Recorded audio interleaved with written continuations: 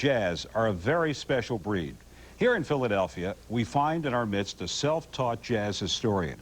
And if you catch him on the radio, or anywhere for that matter, he'll gladly share all he knows and let you hear the music he loves. In our offbeat segment tonight, WMMR DJ Matt Cord goes one-on-one with the jazz DJ.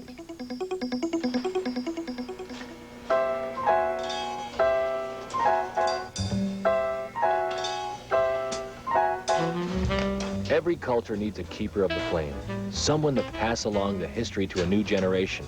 Sometimes they can be found in the most unlikely of places. Harrison Ridley Jr. is a custodian's assistant. He's never missed a day of work in 29 years. He's also Philadelphia's leading jazz scholar. The customary two leather bags at his side hold the history of heroes he calls unsung and the music he calls classical. A lot of us misinterpret the word classical music. Classical music, to me, the way I define it, is a near-perfect art form of withstood the test of time, because what culture developed that form of music. So there's not one record in here that you don't know anything about? No. You could probably give me a story on every one. Every one of them. If jazz is a near-perfect art form, then what Harrison collects is art. How many records do you have? LPs are estimated about 8,300. Wow. 78's about 3,000. 45's about a couple hundred. Are they insured? Yeah. Alrighty, we heard a nice tune called Moodsville. And he displays his collection on Temple's WRTI, where the Circle of Jazz History has been repeating itself every Sunday night for the last 18 years. Good evening. Welcome to the historical approach to the positive music. Harrison Ridley Jr., your host. How important is it to you to know the history of the music that you're listening to? It's very important because of my ancestors who had developed it before me. And it's very important because I want everybody to know where the music came from, how it originated, and the individuals who took part in the music. I usually say carved a chapter in the development of this music. People like to call jazz. The 56-year-old jazz fanatic is trying to carve a few chapters of his own by starting a book on the history of jazz in Philadelphia, which he says has been overlooked as a jazz town.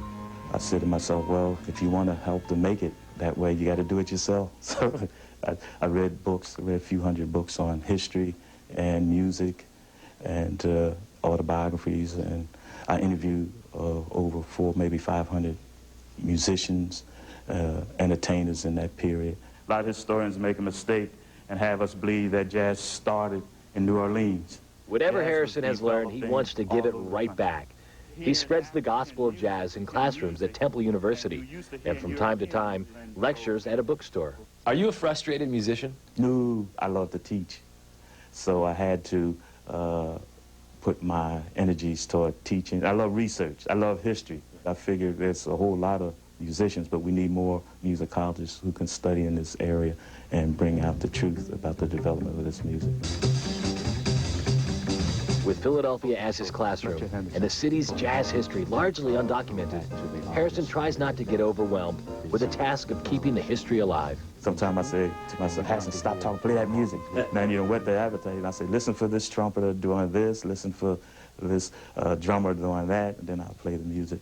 This was recorded in Chicago, April 10th, 1941. I always like to round my program in a sense that is informative as well as entertaining, and do it without boring the listeners with too much facts and figures, you know. So I try to do it in a humorous way, and of course I think learning is fun if you present it to the people on their level. Yeah. And the feedback is tremendous. Jazz FM, Harrison speaking. And the feedback keeps him busy. He averages over 50 phone calls a show from artists and fans alike. I learn from callers, too. Okay. A lot of people say, well, I learned from you, but they don't know it's a payback. I learn from them, too. Learning and teaching the history, listening and remembering the music will put Harrison Ridley Jr. and Philadelphia on the jazz map. Education, to me, should stay with you for the rest of your life. Learn about yourself first, your surroundings, and relate yourself to the universe. And that's the way I am, spiritually motivated in that way. So listen for Harrison Ridley Jr. The man is his music. And get your pencil and paper out, because when we come back, again,